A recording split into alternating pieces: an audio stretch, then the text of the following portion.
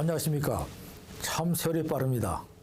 엊그제 여러분들하고 같이 교육을 시작한 것 같은데 벌써 다음 주 여러분들 중간고사를 치르게 됐네요. 준비 잘 하시고요. 또 여러분들 청소년 문제에 관해서 한 번 더 클리어하는 그러한 시간이 되기를 희망합니다.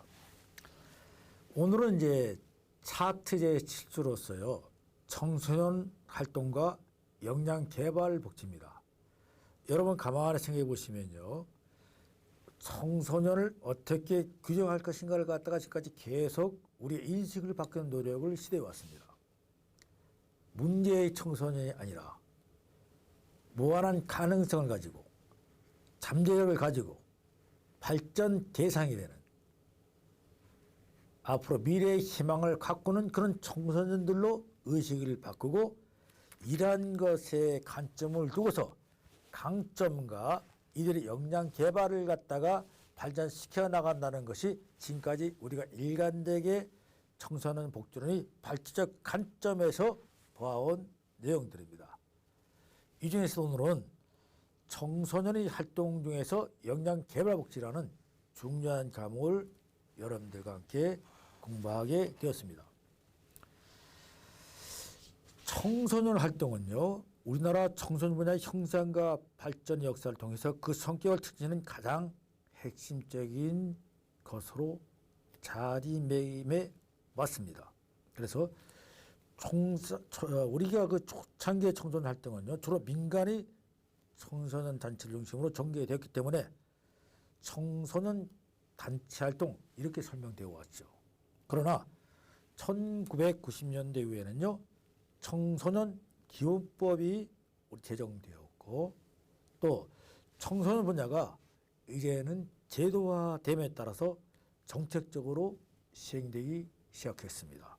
즉 청소년의 중요성이 대두되고 우리 사회에 인식이 자리 잡기 시작했다는 뜻이 됩니다. 이에 따라서 학교를 중심으로 한 교육과는 다른 청소년 분야의 성격을 이해하는 것은 청소년 정책 영역화의 내용이 파악하는 데 중요한 역할을 하게 되었습니다.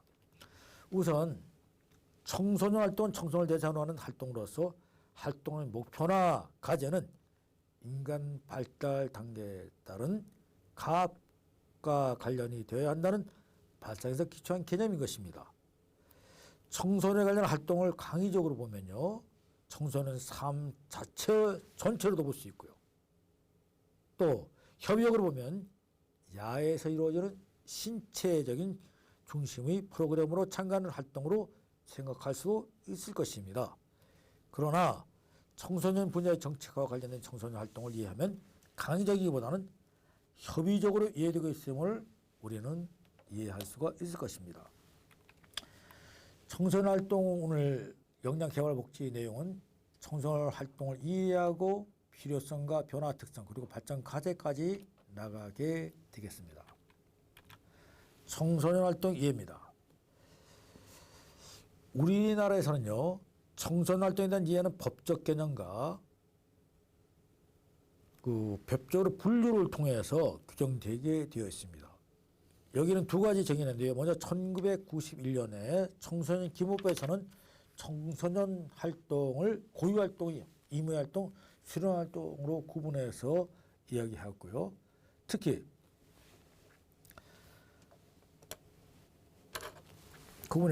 수련활동을 중심으로 청소년 정책의 영역을 규정하였습니다. 그래서 수련활동이란 일반 사회 생활권 또 자연권에서의 배움을 실천하는 체험활동 영역으로서 심신단련, 자질 향상, 취미 개발, 점수 함양, 사회봉사 등의 활동을 의미한다고 설명하고 있습니다. 그 다음으로 2004년도 그러니까 1991년도에 청소년기본법이 만들어졌고 2004년도에 청소년 관련법 준비에 이루어졌는데요. 이때는 청소년 활동은 청소년이 균형 있는 성장을 위해 필요한 활동과 이러한 활동을 소재로 하는 수련활동, 문화활동, 교류활동 등 다양한 형태의 활동으로 정의하였습니다.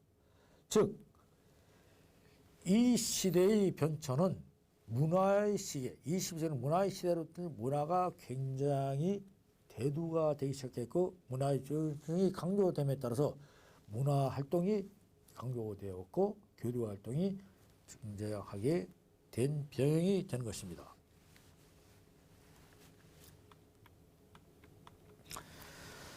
자, 청소년 정책의 흐름과 변화 가능했다는 규정에 대해서 알아보도록 하겠습니다. 1990년대 후반부터는요, 참여와 권리와 청소년 정책이 중요한 이념으로 부각되는데요. 2000년대 중반 이후는 그 방향은 청소년의 역량 개발을 중요한 내용으로 전개하기 시작한 것입니다. 2011년 12월 현재 우리나라 청소년 중앙부서 업무를 기준으로 청소년활동진흥법에 따라 청소년 활동, 청소년 문화활동, 교류활동 중심으로 참여활동, 진료 개발활동 등 다양한 측면에서 청소년 역량을 위한 정책 기반 사업을 조성하고 이를 위한 사업을 활동정책의 주요 과제로 추진하고 있음을 알 수가 있습니다. 자, 청소년 활동이란 무엇일까? 청소년 활동이라는 것은요, 청소년들이 주어진 환경 속에서 개인적 또는 사회적 가치나 목표를 실현하기 위해 행하는 모든 정신적, 신체적 행위 일반을 지칭하는 것으로 이야기합니다. 자, 선진 외국의 경우를 보면요, 청소년 활동을 청소년 업무라는 영역, 청소년 활동을 청소년 업무라는 영역으로 간장해서 청소년 활동을 수행하는 관련 기관, 협회, 조직, 관련 사업 및 청소년 지도자를 총칭하여 청소년 부분으로 지칭하고 있음을 알 수 있습니다. 그러면 청소년 활동의 범주가 무엇인가 알아보도록 하겠습니다. 청소년 활동의 영역은요, 수련활동, 단체활동, 동아리활동, 학교 특별활동, 종교나 시민단체 등의 특수기관의 청소년 활동 등을 포함하게 되겠고요. 여기에 따른 공간은 학교, 지역사회 중심, 야활동 등이 포함이 됩니다. 그리고 청소년 관련법에는 수련활동, 교류활동, 문화활동이 들어가 있고요. 아까 앞에 설명드렸죠. 활동 프로그램에는 스포츠활동, 문예활동, 봉사활동, 정통문화활동, 과학활동 등이 다양하게 분류되어 있음을 알 수가 있습니다. 다음은 청소년 활동의 중요성에 대해서 알아보겠습니다. 왜 청소년 활동이 중요한가 하는 것이죠. 자, 청소년 활동에 대한 이해는 그 개념 정의를 어떻게 하든지 학교의 정규 학습 시간을 구분하여 이해되고 있음을 비난했었습니다. 즉 학교의 정규 시간을 갖다가 청소년 활동이라고 하지 않습니다. 다른 시기에 분류하는 것이죠. 그래서 청소년들은 학교를 마친 후 어떤 일로 시간을 보내는가에 대해서 우리가 생각하지 않을 수 없습니다. 자유시간의 50%를 특별히 한 일 없이 시간을 보내고 하루 중 깨어있는 시간의 반 정도는 자유활동으로 보내게 됩니다. 그러니까 청소년 활동이라는 것은 많은 시간이 이곳에서 학생들이 보내고 있다는 것을 알 수가 있죠. 그래서 청소년들은 자유시간을 보다 생산적으로 보낼 필요성이 제기되죠. 이 많은 시간을 갖다가 자유활동으로 보내고 있으니까 이 자유시간을 보다 생산적으로 보낼 필요성이 제기되고 있고요. 조직화된 활동이 있다면 청소년의 정서적, 사회적, 심리적 발달에 기여할 것입니다. 다시 말해서 생산적으로 보내기 위해서는 조직화된 활동이 필요하고 조직화된 활동을 통해서 정서적, 사회적, 심적 발달에 기여할 수 있다는 이러한 논리를 말씀드리는 겁니다.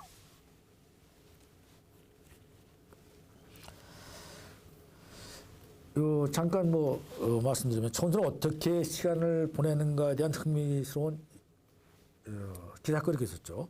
1년을 전체적으로 한 8,700여 시간으로 보고요.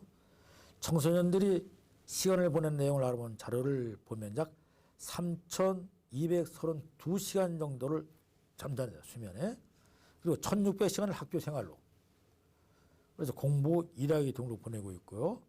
그 다음에 3,844시간. 이건 식사나 자빌 등 개인적인 생활관리, 뭐 취미생활까지 다 하는 거고, 놀이, 텔레비전 보기 등 여가 시간으로 보내고 있다는 것입니다. 문제는 그렇다면 이 3,844시간 가운데 50%인 1,922시간은 가족과 함께 있거나 다른 어른들 같이 보내는 데 반해서 또 다른 50%는 1,920시간은 이러한 구조 없는 가운데서 자유시간을 보내고 있다는 점입니다.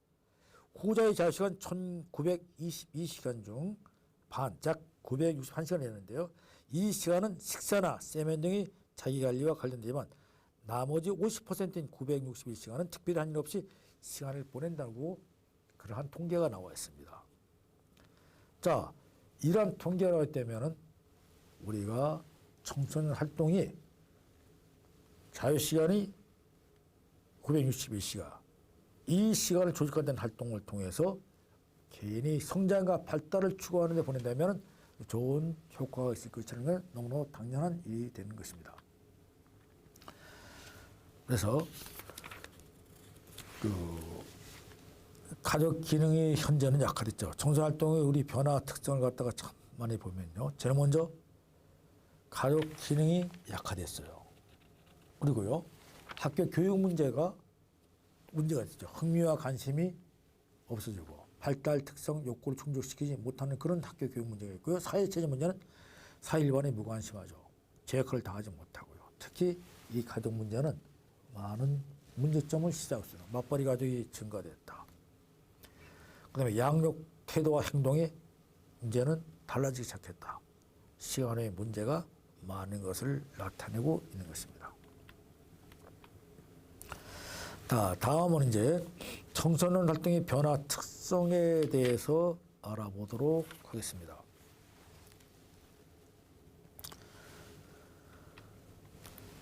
자, 청소년 활동의 역량 개발 복지에 대한 논의를 위해서는요, 청소년 활동의 대두 배경뿐만 아니라 오늘날 우리 청소년이 경험하는 청소년 활동의 실태에 대해서도 알아볼 필요가 분명히 있죠.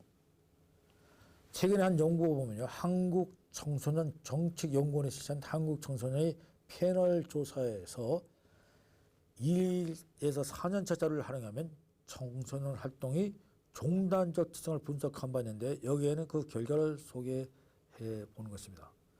실제로 종단 특성입니다.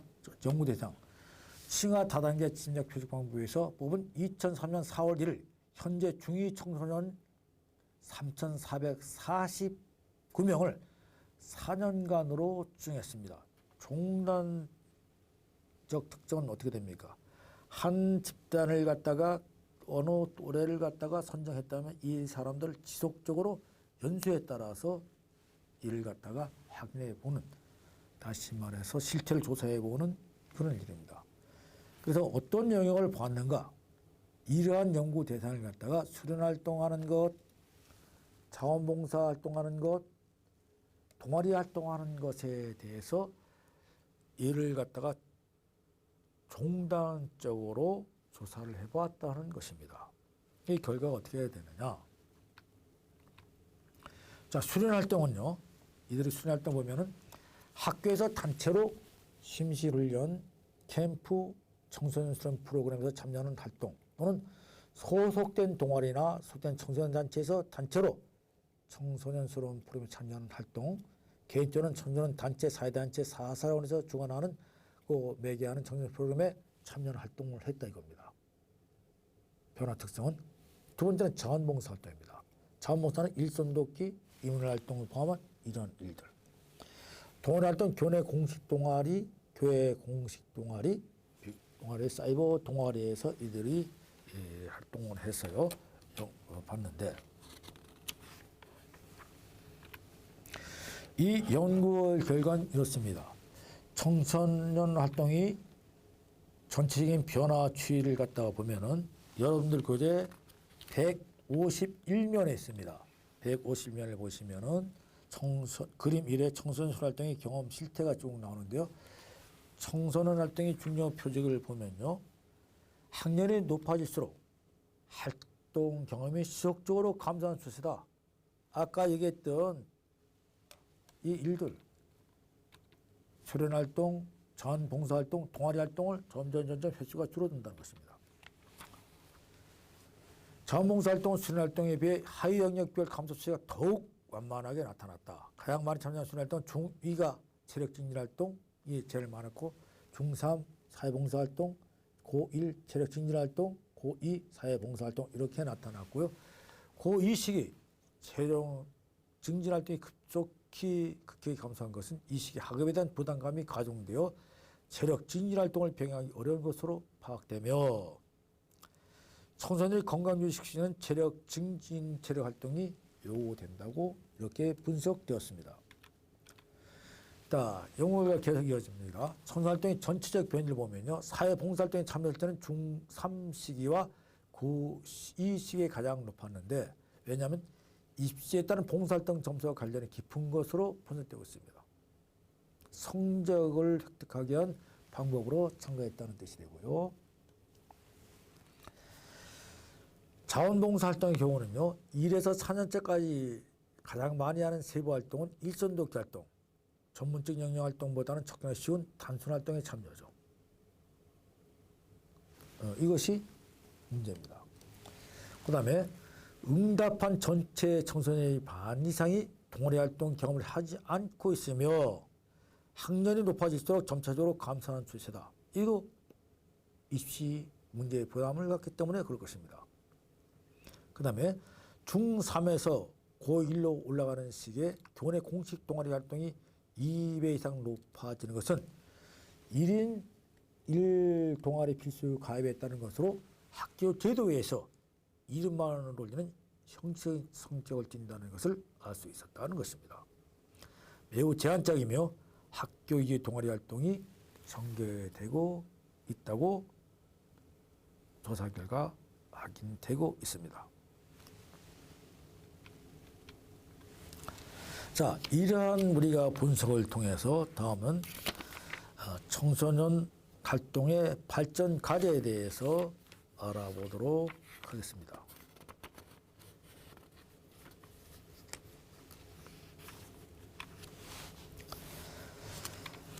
자, 청소년은 대부분 시간을 학교 중심 학업생활을 하고 있다는 점에서는 청소년 모임에서 그들이 다양한 참여하거나 어떤 모험을 하는 그런 시간을 갖거나 자율과 창의적인 체험 중심 활동을 하도록 하는 정책은 청소년의 잠재 역량을 개발하는 데 충분한 의미가 있다고 할 수 있을 것입니다.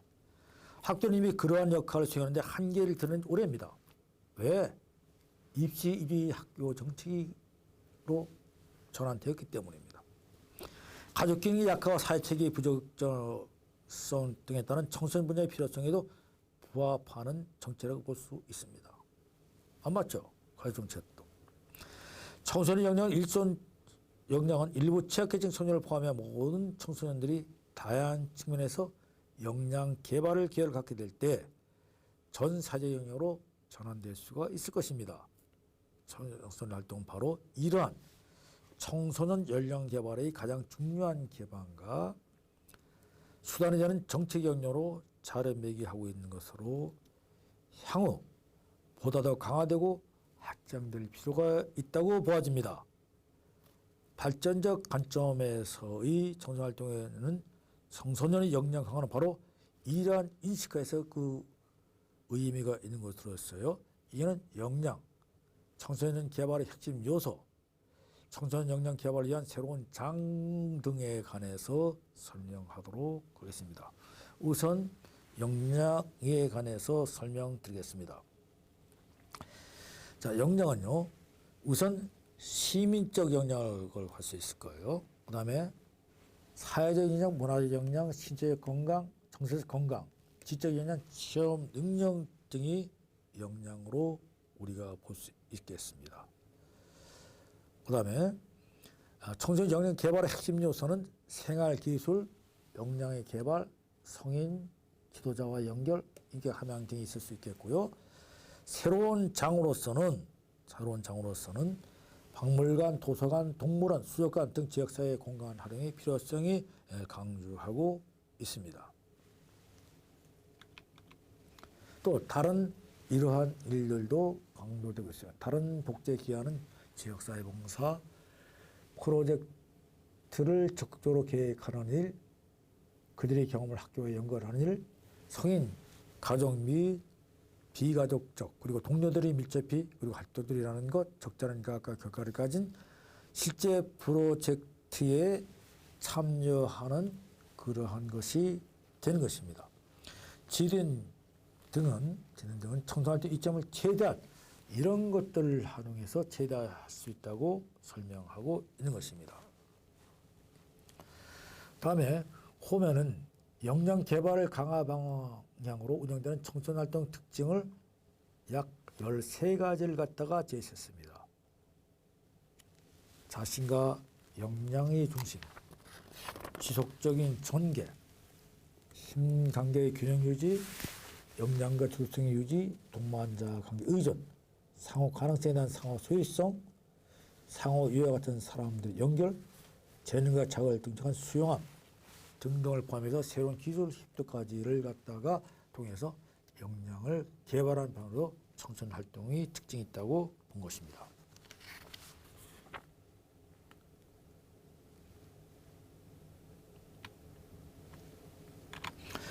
다음에 역량 개발 청소년 활동을 위한 과제는 무엇이 있을까?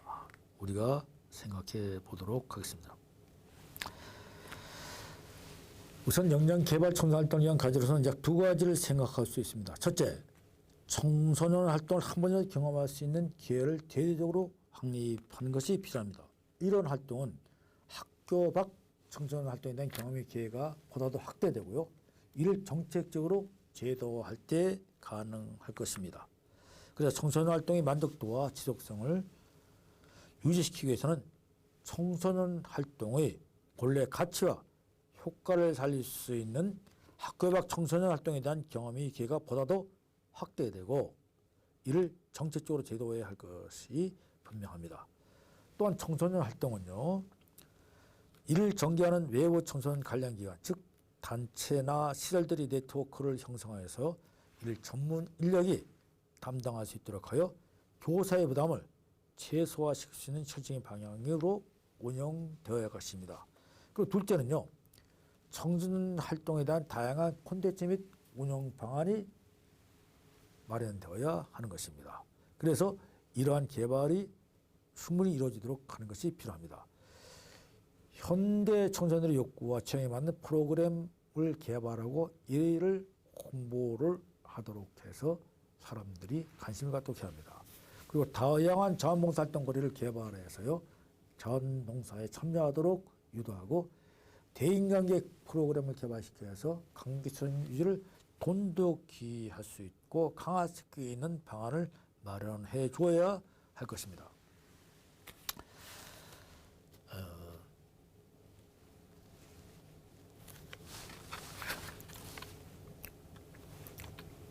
다음은 사회적 공감장소에 대한 청소년 활동의 진행에 관해서 알아보도록 하겠습니다.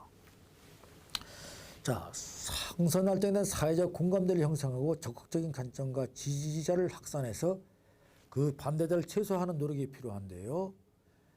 STA는 적극적 관점 입장과 다른 반대 집단에 관한 설명이 있는데요. 자, 일부는 청소년 활동이에요. 지적인 사회적 공감대를 형성하기 위해서는 우리에게도 참 시사하는 바가 큰데 그 첫 번째 집단으로는요, 일부 정규기관을 두고 있습니다. 즉 일부 정부기관, 그에 하면요, 미국의 정부기관 특히 약물과 비행 예방과 관련해 청소년 어린아이 취급하는 가장 나쁜 적대적 관계자로 규정합니다. 즉 사회적 공감장소를 통한 청소년 활동을 진행시켜야 되는데 이와 반하는 반대자가 있다는 것입니다. 그 반대 집단이 뭐냐? 일부 정부기관인데 미국의 예를 들면서 미국 약물과 비행 예방에 관련하는 그러한 정부 단체에서 청소년들을 어린아이 취급한다는 것입니다. 그들을 주도적 세로 보지 않는 그러한 반대 집단으로 지적한 것입니다. 둘째, 일부 종교단체입니다. 일부 종교단체는요, 청소년들의 삶에 관한 주제에 대해 통제적으로 관여한다는 것입니다. 즉 종교원의 특성에 따라서 다르겠지만 일부 경우에 청소년의 도움이 필요하며 역량이 없다는 신하를 영속화시키고 청소년들을 중년 역에서 매우 경시한다는 그런 경향을 보이고 있다는 것입니다. 이래서 미디어, 10대 주 소비 대상을 한 기업과 산업체, 정신보건분야, 소년사법 및 법행기관들, 명사들과 선진 공직들, 교육제도 그 자체, 소년들이 권익신장에 반대하는 학부모단체, 자녀를 가진 대다수의 일반 부모들을 이는 이러한 적대단체로 보고 있습니다. 자, 이렇게 해서 오늘 이제 여러분들과 함께 제7장에 관한 내용을 갖다가 맡겼고요. 다음 시간에는 청소년과 인권복지에 관해서 논의하겠습니다. 다음 시간이 되겠네요. 자, 여러분들 다음 주 중간고사를 잘 치르십시오. 수고 많았습니다. 감사합니다.